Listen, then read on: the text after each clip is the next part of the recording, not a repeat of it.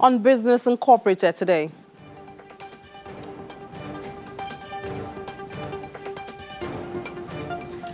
World Bank approves $300 million grants to Mozambique to boost energy supply. Southern African countries to lose tourism revenue due to ban on hunting trophies.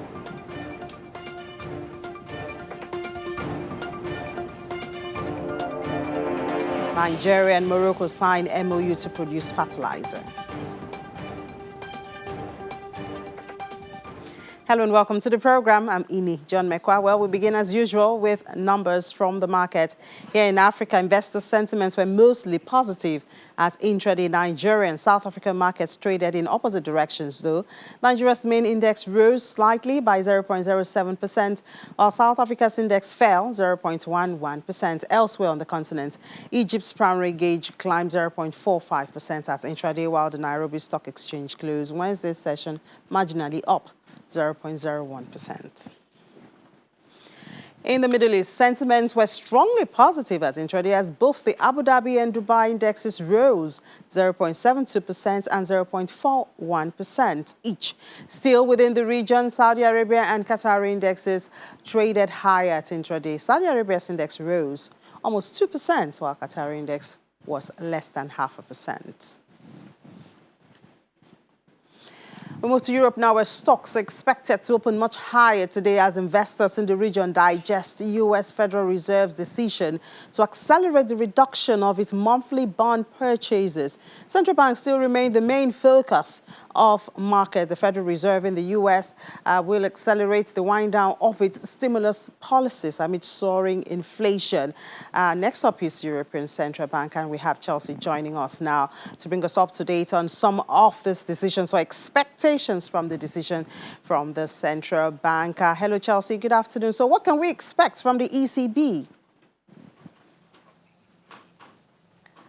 Well, expectations for the European Central Bank today are pretty low in comparison to what we saw yesterday with the Federal Reserve in the U.S., which said that it could raise interest rates up to 3 times next year. The ECB is expected to take only the most moderate steps towards paring back the stimulus. What investors do believe will happen today is that the ECB will say that they do plan to phase out this 1.85 trillion euro bond buying program in March. That was already set to expire.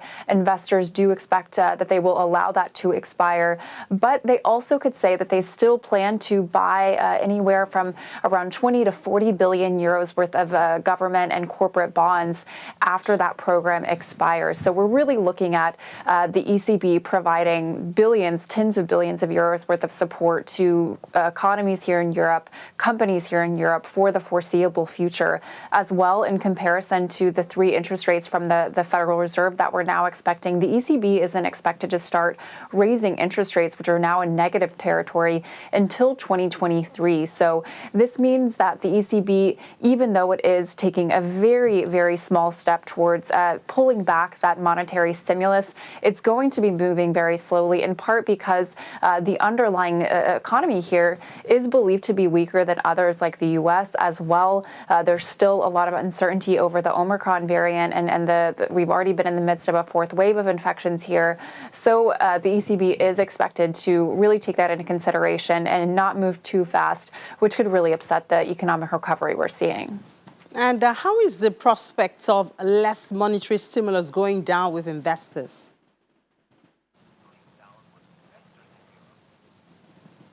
Well, somewhat surprisingly, we're actually seeing them shake this off.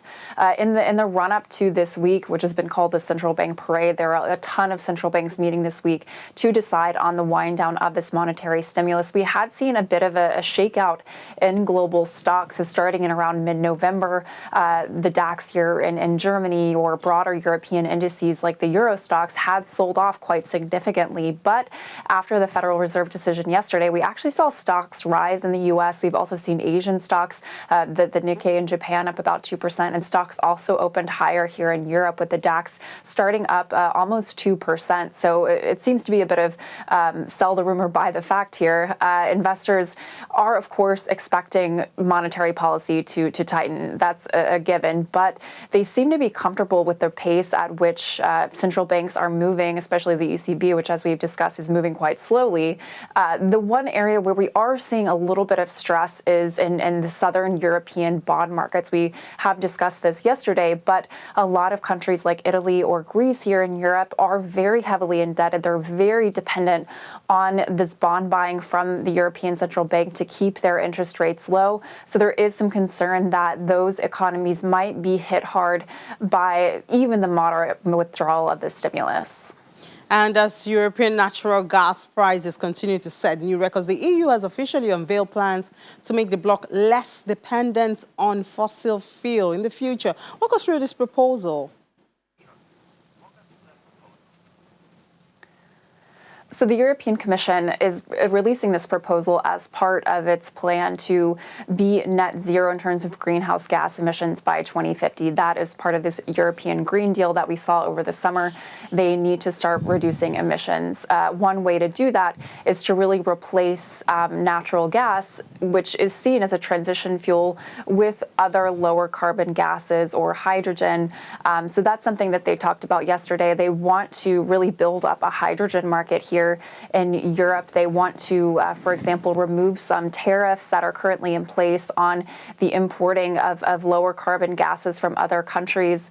That's one way that they hope to see this. As well, they discussed some other prospects. They did say that they want to see European countries pool together to buy natural gas. This is something that's been in discussion as the EU does face this natural gas shortage, whether if they buy jointly, they'll be able to build up a stronger reserve. So they have said they will do that. But they also want to work on really bringing down emissions in countries. So they say that European buildings need to be renovated. They will implement a rule requiring higher emissions buildings to be renovated in the next couple of decades. As well, they want to require companies to look for methane leaks. So there are a lot of different proposals on the that they are considering now. But the biggest one is really that they want to start building out that infrastructure so that we can have less polluting sources of energy, particularly hydrogen, also biomethane. But of course, this is going to be a long proposal. They've just put this out. It's going to take many months of discussions, and on top of that, many years of actually building out this infrastructure. Yeah, obviously it's a long proposal, long meetings, a lot of it before we get to a conclusion. Thank you so much, Chelsea. Enjoy the rest of your day. And now we'll move to the UK, where unlike the ECB, minutes just before we came on the show, the Bank of England has hiked the interest rate. Well, we have Juliana joining us now to give us the details of it, because it seems this was not expected at all. Hello, Juliana. Good afternoon. Have we started having reactions to the interest rates? I think shock is what it is, Ini. This time last month, the MPC committee shocked the markets by not raising interest rates, especially because this was before we had discovered Omicron, and because Omicron is threatening to curtail Britain's economic recovery. We wasn't expecting it today, but perhaps those hawkish remarks that we had from Jerome Powell last night urged Andrew Bailey and the rest of the committee to vote for a rise. So for the first time in about 20 months, interest rates have risen from 0.1% to 0.25%. I've yet been able to read through some of the minutes, but it was pretty obvious. Yesterday, we had that data from the Office for National Statistics showing that inflation had risen to 5.1%, almost a whole percentage point in just 1 month. And this is really starting to trickle down on families. For Christmas, lots of people are seeing that the cost of living and the cost of spending is becoming increasingly higher. It's very difficult for employers to try and keep up with the cost of wages, which I believe is running at about 4.1% higher this year. But of course, with inflation running 5.1% higher, you were more well off last year than you were this year. year. Also as well, which you were just discussing with Chelsea, wholesale gas prices, still a major issue in Europe, particularly here in the UK. That's been leaking down to petrol prices. It's costing a lot more for people to travel around the country. So therefore, of course, trying to curb back these inflation levels was the only thing that the Bank of England Governor Andrew Bailey had to do today. However, there is still a concern, which is why it's going to be interesting to see what economists and Chancellor Rishi Sunak, who I believe is in America at the moment, meeting with business leaders, is going to react to this, because there are increased restrictions. Even though we just passed some legislation about mask wearing and vaccination passports for larger venues, yesterday we had over 70,000 infections here in the UK. This is the highest we've had since the onset of the pandemic. So who knows? Before Christmas, there could be a lockdown here in the UK, which would curb the economic recovery, which would again make the Bank of England have food for thought when they meet this time next month. And in fact, interest rates could be lowered. Well, we'll certainly look out for that. I mean, the figures are really going up. And has the market started reacting to this? They have. I don't have the live numbers, but the last time we checked, the all-share was down 0.34%, and the FTSE 100 was down by that same amount, and the FTSE 250, the domestic market, was down by 0.03%. In the currencies market, the British pound is up against the US dollar by 0.27%, up against the euro by 0.12%, and up against the Japanese yen by 0.25%. Juliana, I know we're going to have a whole lot of conversations when it comes to reaction to the lifting of the interest rate by the Bank of England. We'll certainly do that tomorrow and the days to come. Thank you so much. Enjoy the rest of your day. Thank you. So let's just move to Asia now. Asia-Pacific markets were mixed today as investors digested the U.S. Federal Reserve's indications that its run of ultra-easy monetary policies since the start of the pandemic is coming to a close. In Japan, the Nikkei 225 rose over 2% to 29,066.32, while the Topix index added 1.46% to over 2,000. Auto shares advanced as the tech and retail stocks. Nissan soared over 4%, while fast retailing rose 3% in South Korea. The Kospi rose 0.57% to over 3,000.41.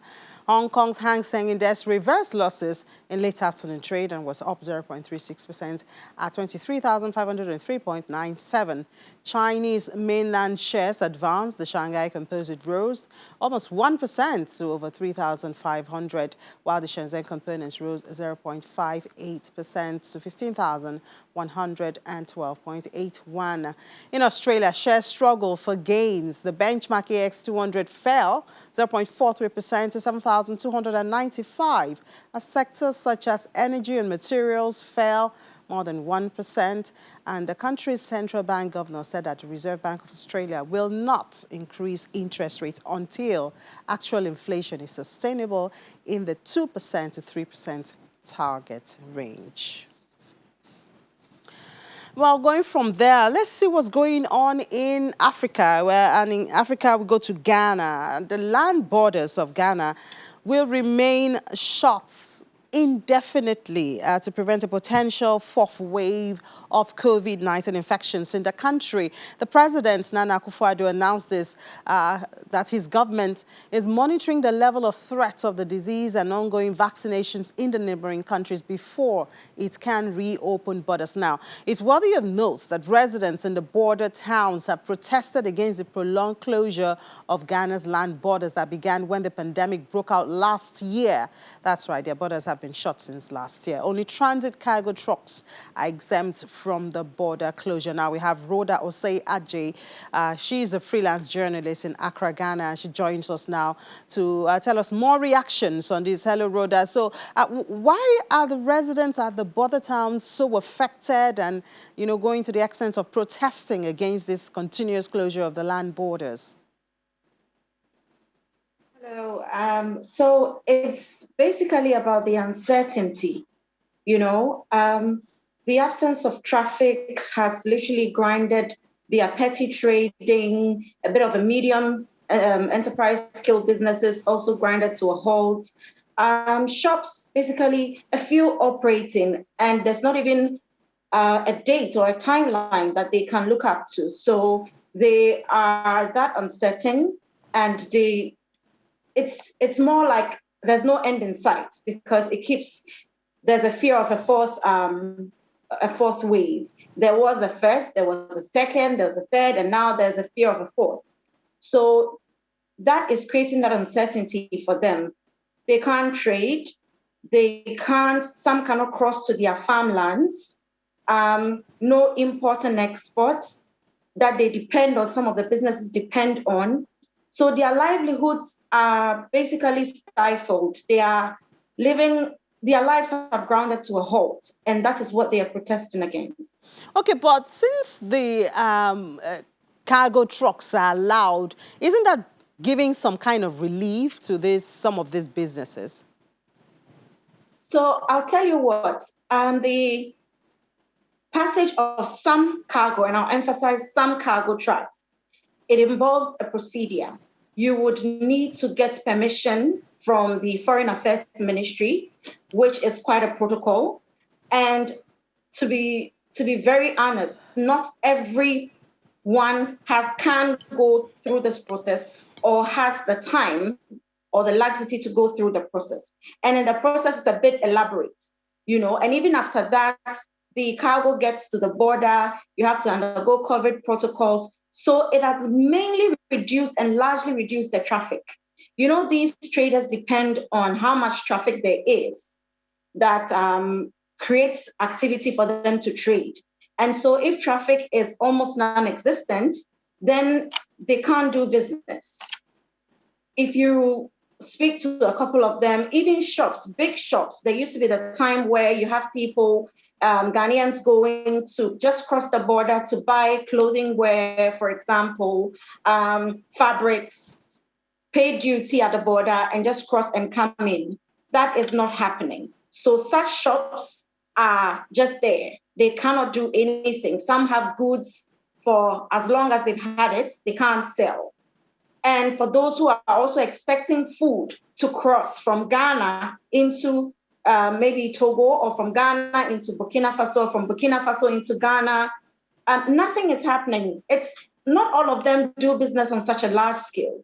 And if you look at the economy around the borders, it's very, very informal. It's at the macro level, So there's not much for them to do at the moment. Wow. Yeah. Well, I guess the government has a very hard decision to make, considering the health and then the livelihood of the people. Well, thank you so much, Rhoda, for giving us the details and bringing us up to date on the situation in Ghana. Enjoy the rest of your day. You're most welcome. Thank you. You enjoy seeing. Thank you. So we'll take a break. When we come back, we'll head straight to our commodities market update. To stay with us is Business Incorporated on Channels Television.